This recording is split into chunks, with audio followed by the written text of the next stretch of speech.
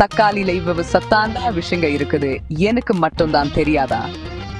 நிஜமா சொல்லேன், இனிமே நீங்க தக்காளிய வேற மாதிரி தான் பார்ப்பீங்க.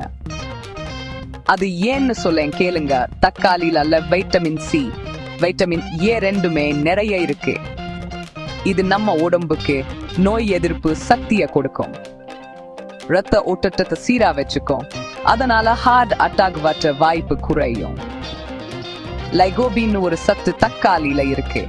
இது கேன்சர் வராம தடுக்கிறதுக்கு ரொம்பவே உதவும். தக்காளி சாப்பிட்டா நம்ம சருமம் பளபளன்னு அழகா இருக்கும். ஒரு சுவாரஸ்யமான விஷயம் என்னன்னா, தக்காளி உலகத்திலேயே அதிகமா விளைவிக்கப்படுற காய்கறிகள்ல ஒண்ணு. குறிப்பா ஆந்திரா, கர்நாடகா, நம்ம தமிழ்நாட்டுல எல்லாம் நிறைய விளைவிப்பாங்க. பச்சை தக்காளி புளிப்பா இருக்கும், பழுத்த தக்காளி இனிப்பா இருக்கும். ஜூஸ், சாஸ், சட்னின்னு நிறைய வகையில தக்காளிய நம்ம சாப்பிடலாம்.